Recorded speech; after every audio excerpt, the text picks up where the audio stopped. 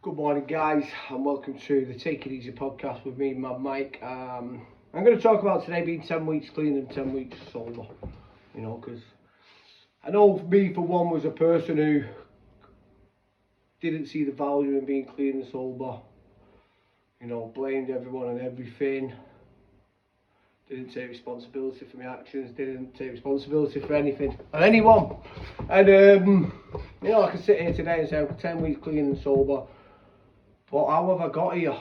Because I've been 10 weeks clean and sober before, but I wasn't happy. Today I'm very happy. I don't need or want much. And some people may not believe this, but I keep to myself, or yeah, I do videos online, like this. But majority of the day I've got my headphones on, I'm with my dog, I'm working. All without needing a drink or a drug, and that amazes me every day. Now, for anyone who doesn't know, it all started for me last year when I put myself into a rehab. Come out of that rehab. You're in a bubble in rehab. Yeah, I was 3 months clean and sober when I walked out, and I struggled straight away. I struggled for numerous reasons.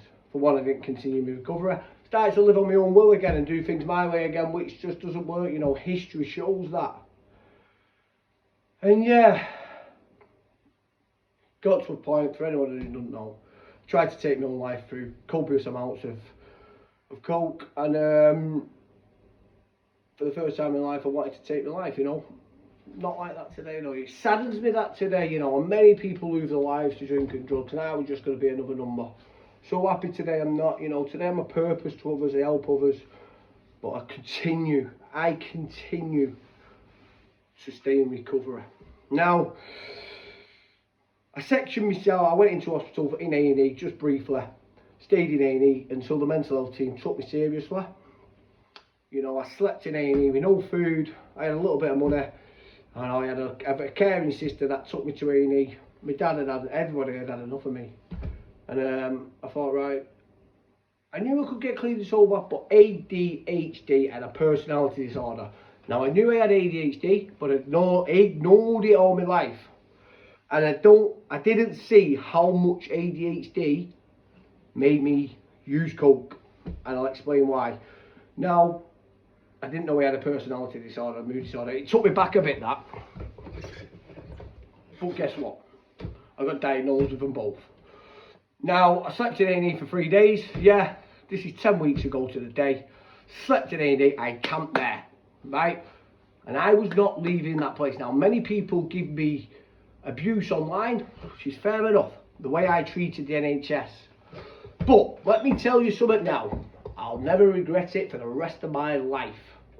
Do you get what I'm saying? Because today, I'm clean and sober and happy. I have medication for my ADHD, my personality disorder, and I fight my cocaine use through Cocaine Anonymous meetings, sponsor, helping others, service, everything. I volunteer today in a local cafe. Makes me feel worthy. Now, me helping others is the only purpose I have in life at the minute. We feel unworthy at times as addicts, so I need purpose, so I help others. I volunteer to help others outside of CA. So, I ended up in a mental health unit. That is where I wanted to be. I wanted to be anywhere apart from that bedroom over there, taking drugs. If they would have handcuffed me, I would have been very, very happy. I would have gone, you know what? And they kept trying to send me out. Honestly, 4 mental health teams wanted to send me home. I said no. I just kept saying no. Every time they said yes, I said no. No, yes, no, yes, no. Now, there was a sad case the other day that I posted. A girl didn't get taken seriously. She didn't get the care that she deserved.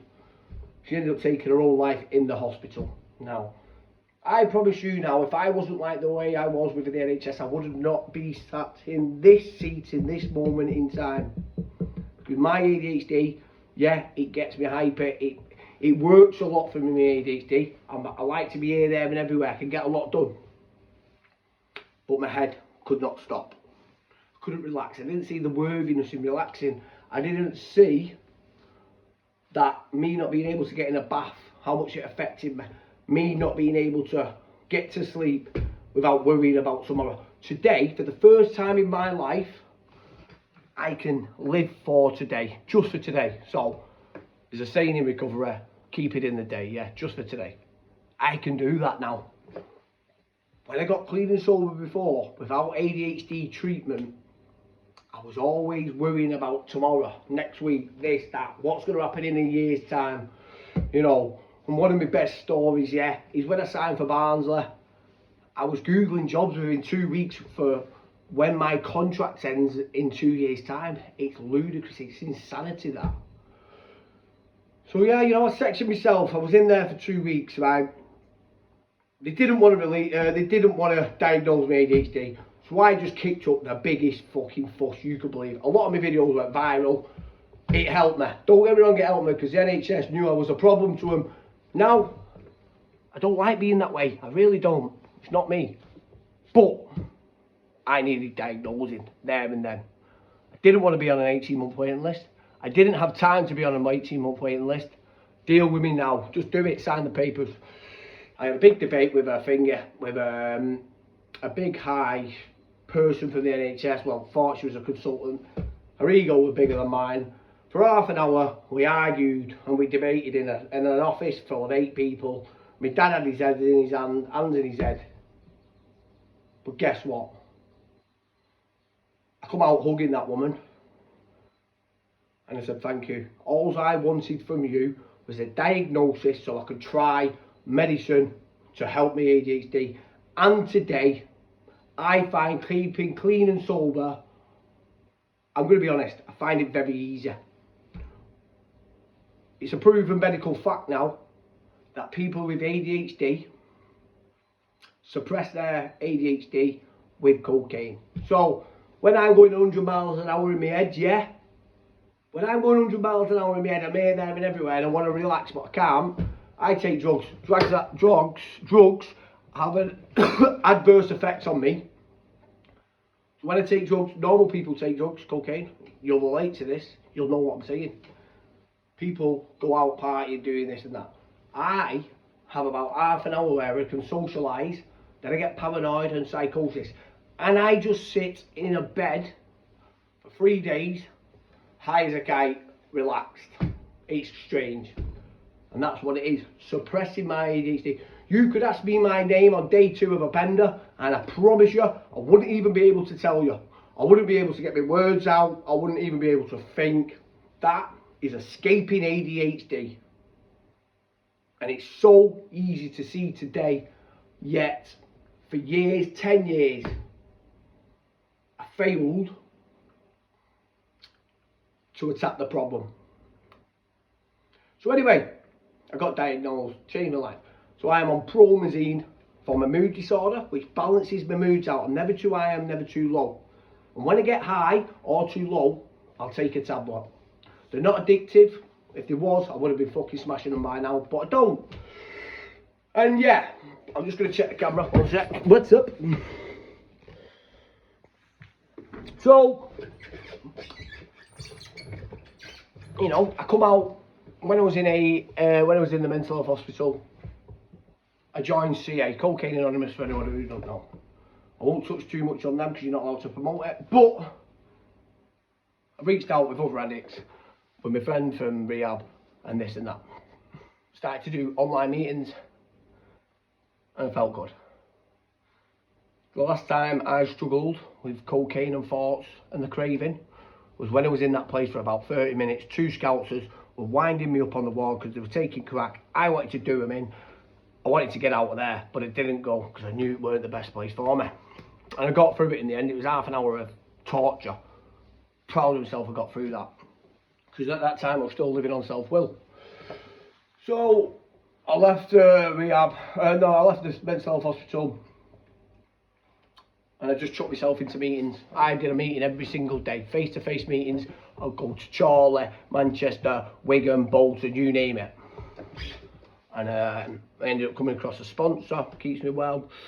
And without CA today, I wouldn't be able to stay clean and sober. Without my ADHD meds, or my promazine, my antipsychotic drugs, I'd struggle to stay clean and sober. I'm not saying I wouldn't, but I won't be as happy as I am. And I recover very well every day. I put work in. You know, I do what the 12-step program, which is from CA, tells me to do, and this today's not me. You know, one thing I learned from recovery is I was a lad who lost his long for his mother, and you know, I go to my mum's grave probably 3 or 4 times a week now, and I sit with her. I pray to her every morning, and I thank her at night. And it's a power greater than myself that's going to keep me clean and sober. And it does, it works. You know, it works, because me today is not me. You know, me today in the morning, I can be a very angry person, I can be this and that. I get on my hands and knees and I pray, and I just say, listen, I need help from you today, mother. Can you help me? And I'll be a purpose to you to help others. And life's good, you know. We started, my online stuff is going very well, apart from my TikTok getting banned, but hey ho, life's life. We learn from our mistakes about talking about the S word and stuff like that. They don't like it, but you know, my Facebook account goes from strength to strength every day. Thank you for the 17,000 people who have followed me in the last 10 weeks. 17,000 in 10 weeks is quite a lot. I'm good, you know. We'll start. I've got my dad back in my life, my sister, my dog loves me. I've got all my friends back that I need. Some have come back and I don't want them. Some friends are bad for me, you know, they don't understand me. My best 3 or 4 mates understand me to a T today. I have boundaries in place with them. And, you know, I had a best friend, yeah, who didn't ring me for 6 months. Didn't want to know me. Today, we speak probably 5, 6, 7 times a day.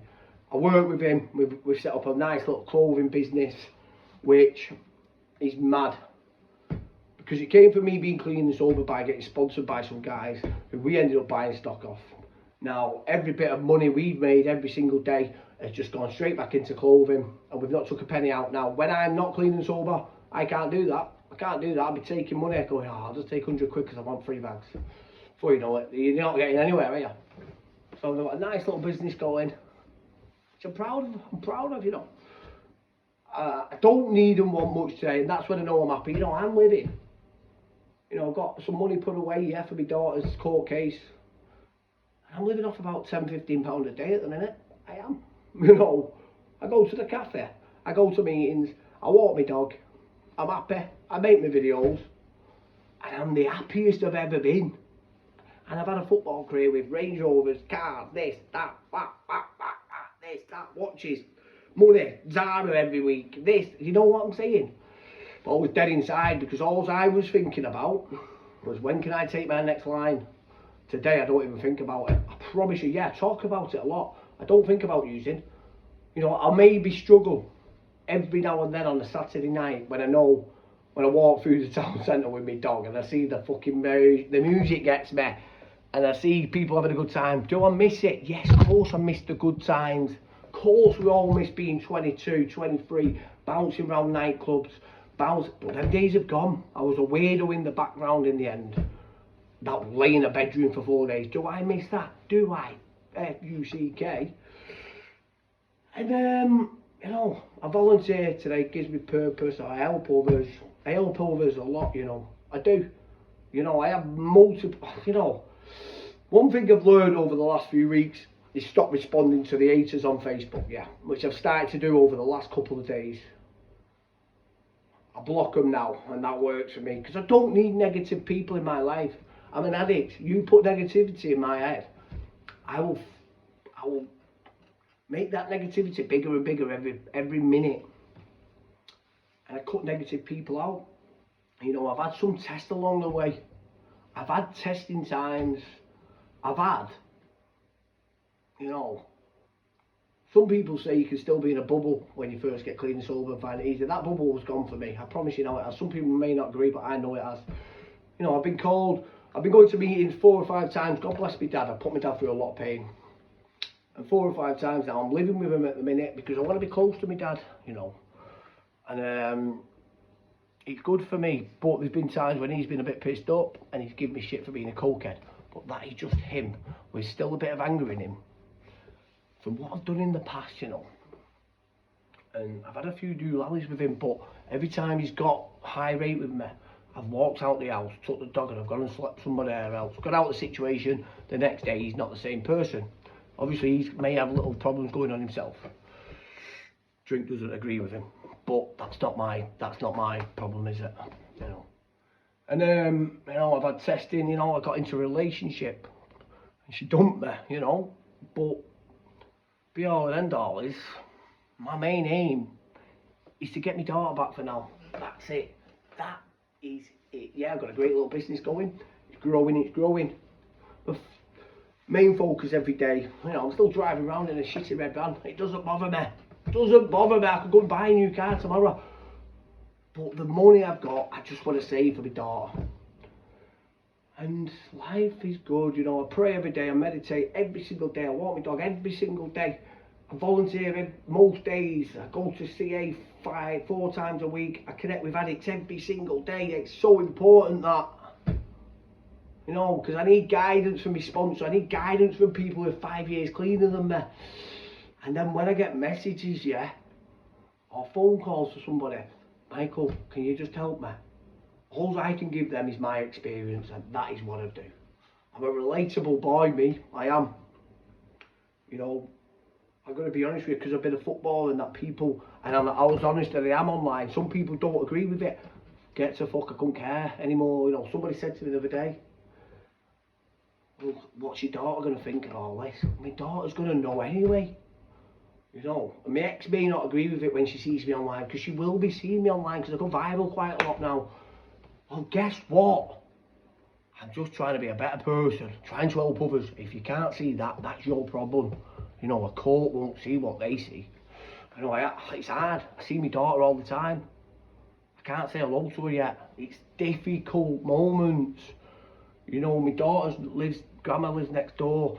My daughter lives 2 streets away. I know she's there, but I also know she's being looked after. And I've got to be patient. I broke on this last time. I relapsed on these thoughts that I want my kid back and I want her now. It doesn't work like that, life, you know, and I've come to see that. I've got to live life on life's terms. Some people to get back in my life are going to take longer than others. You know, I seen my daughter yesterday and I could see she wanted to talk to me. She come out the door as I did. And it's hard, but it's working. You know, I'm staying on this path, 10 weeks clean, 10 weeks sober. The day will come, I get her back, and it'll all be worth it, won't it? You know. And yeah, you know, I keep myself to myself. I go to meetings 4 times a week. Where else am I going to be? You know, this week, Friday, Saturday. I did Thursday, Friday, Saturday meetings. Thursday night, Saturday night, Friday night. You know, I was seeing my girlfriend on a Saturday. We split up, so I went to meetings. And I've got football back in my life, in a good place. Struggle with the highs and lows of football. You know, I struggle with the adrenaline coming off a pitch. Struggle with the emotion and passion that I have on the pitch, and I come off and I'm still up here. I took myself straight to a meeting that night. I had a bath, took my tablet, meeting, you know, and life's good. But life is good because of this, and I'm going to finish on this. I admitted that I've got a problem with drink and drugs. Not so much drink, but drugs. I admitted my way's not working anymore. I accepted I need help from others. I accepted that I can't keep doing the stuff I'm doing. I have got to change spiritually. And when I've done all that, and when I have problems, I ring my sponsor. And when I don't have problems, I still ring my sponsor. You know, it looks after me. It tells me, you know, because as addicts, we don't see stuff. Our brains aren't wired right, you know. ADHD, my brain isn't wired correctly. I don't see stuff that other people see, so I need somebody from outside view to go, Michael, with no ulterior motive, he just wants me to stay clean and sober. If you just do this, mate, instead of doing that. You know, I've had a few instances where I wanted to go and beat somebody up with a balaclava on. He stopped me from doing it, you know, and I've had other stuff, problems from the past with people. But my way of dealing with it, which is, you know, I have some anger issues sometimes, you know. I was a psychopath in the end who walked down the street who wanted to beat people up, but I didn't even know. And that's not me that today. It weren't me before that it happened, but I was that paranoid, that in that much psychosis, I didn't know what was going on. Today I do. So thank you for following the journey. We're 10 weeks clean and 10 weeks over. Hopefully we'll be doing another video at 3 months and everything is good.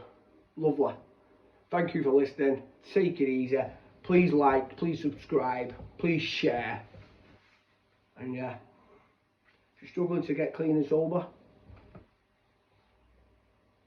and think you can't, I'm telling you, you can. You just don't see it yet. But you've got to accept that you've got a problem. You've got to accept that drugs don't work for you anymore. You've got to accept that you've got to change as a spiritual person. You've got to accept change. You've got to let your ego go. You've got to say, my way does not work anymore. God, please show me another way. And you know, something works, mate. Something works. That's not worked before. So yeah, thank you for listening. Take it easy.